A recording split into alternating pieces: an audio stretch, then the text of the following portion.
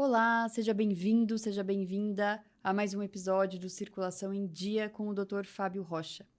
E hoje vamos falar sobre uma das maiores causas de morte no Brasil e no mundo, que é o AVC, o acidente vascular cerebral. Tudo bem com você, Dr. Fábio? Olá, Paula, tudo bem? Esse é um tema bastante importante e, como você mesmo disse, ocupa aí uma das principais causas de mortalidade, né? E de o que chamamos de morbidade, que não é a morte, a mortalidade, mas que complica a vida do paciente de uma forma muitíssimo importante. Então, o termo AVC é acidente vascular cerebral. Existe uma distinção um pouquinho, isso é importante falar, do que popularmente falávamos, ou ainda se fala numa linguagem mais acessível, de derrame, né? Derrame porque o sangue derramou dentro do cérebro. Então, o AVC, ele se divide basicamente em AVC isquêmico, que é quando falta o sangue, entope um vasinho sanguíneo no cérebro e aquela região irrigada por esse vasinho deixa de receber sangue. O tecido neurológico do cérebro, ele não suporta a falta de sangue, que é a falta de oxigênio, né? Porque o oxigênio está no sangue. Ele não suporta, ele morre rapidamente e compromete aquela região.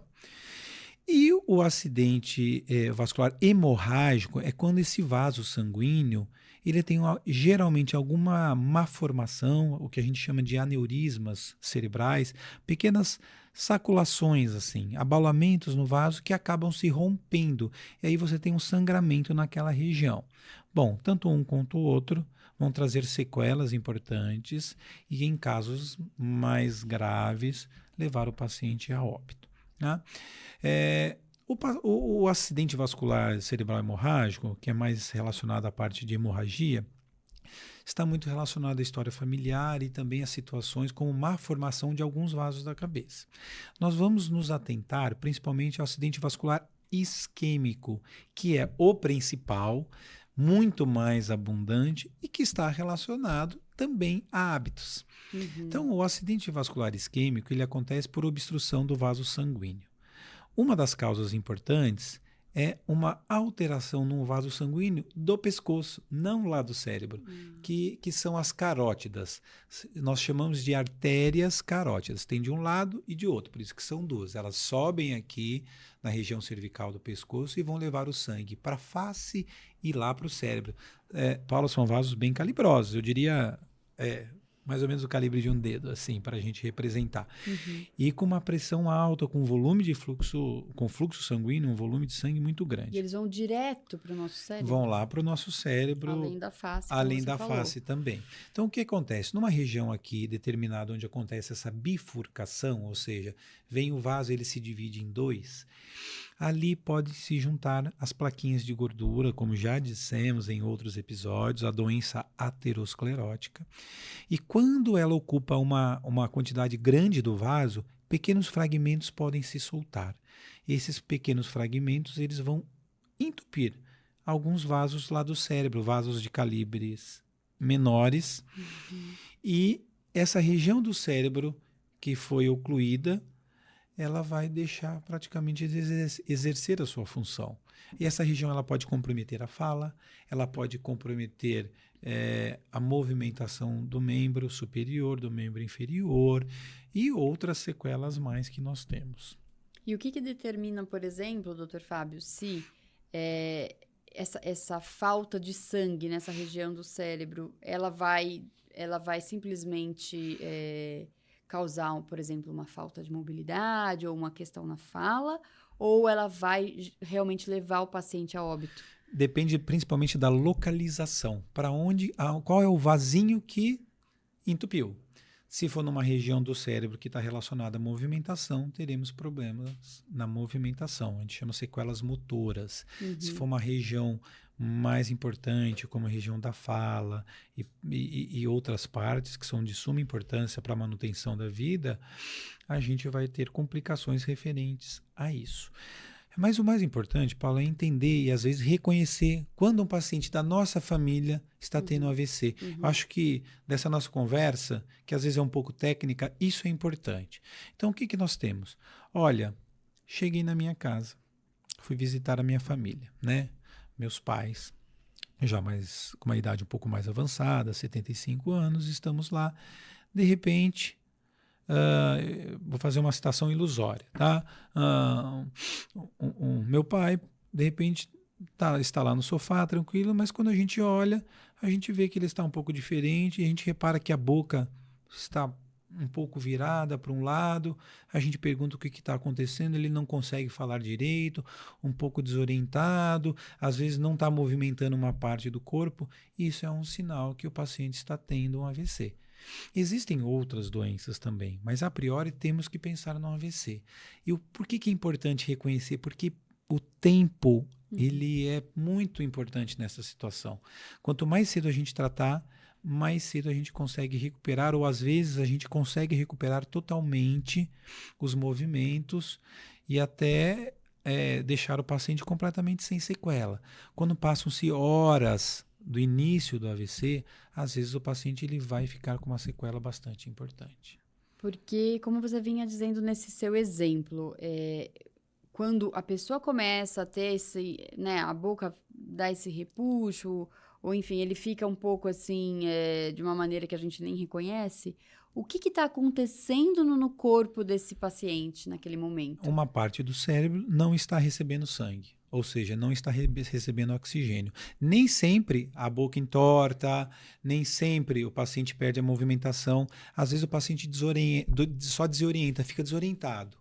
Ele é tudo normal, de repente você vai falar, o paciente não sabe o que está falando, às vezes ele tem alteração da área da linguagem. Então se pergunta, ele... Então, todas essas situações, não é, será que está acontecendo alguma coisa? Vamos deitar, vamos deixar ele quietinho. Não, precisa ser chamado um serviço de urgência, o SAMU, o resgate, porque a chance deste paciente estar tendo um AVC, ela é muito grande. E como é que o doutor Fábio, como é que o médico que for atender esse paciente consegue reverter essa situação? Esse paciente precisa de uma unidade hospitalar e o ideal é que ele já passe por um exame de imagem, né? Ou uma ressonância, às vezes uma tomografia, e identificado o problema, o paciente recebe o tratamento mais específico. Existem substâncias que são aplicadas na corrente sanguínea que podem dissolver ali o localzinho que está ocluído. Existe um tratamento que a gente entra com um catéter, isso já é um tratamento mais de ponta, entra por dentro do vaso sanguíneo e vai lá e aspira ou tira esse coágulozinho ou essa plaquinha que está entupindo lá o local, e o paciente retoma a circulação naquele local. E o que é importante é o tempo de início do AVC até a resposta médica. Infelizmente, nós temos cidades que são muito longe, cidades muito pequenas, que não têm esse acesso privilegiado, né? Nós, em Ribeirão Preto, aqui no estado de São Paulo, nós temos uma cidade com uma atenção adequada para esse tipo de situação, né? Nós temos centros, inclusive, de tratamento para o AVC. Né?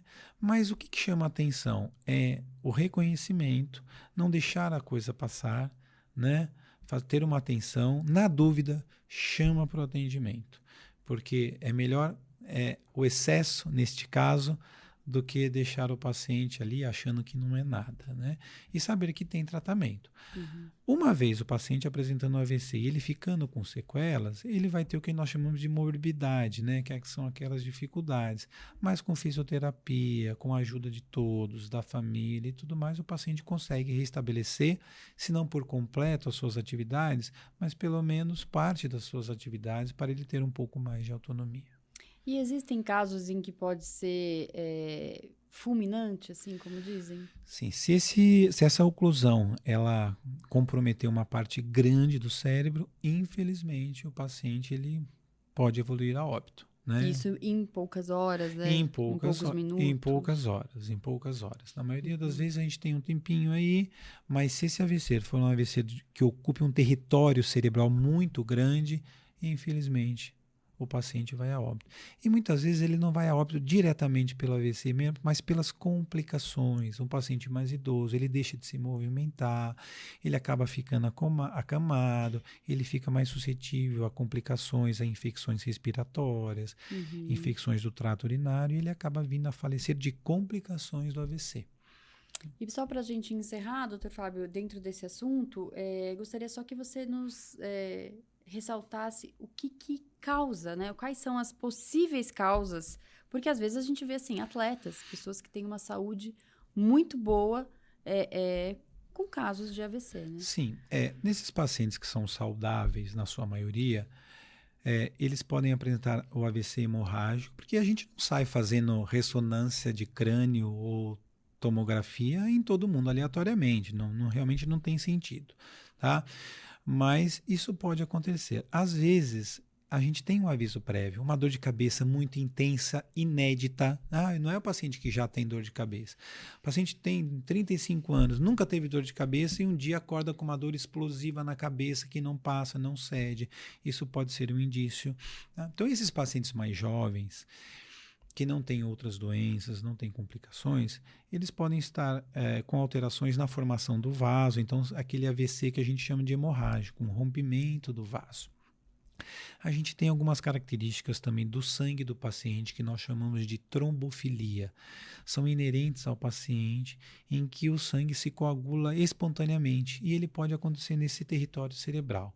Estas situações são mais de difícil prevenção, eu diria.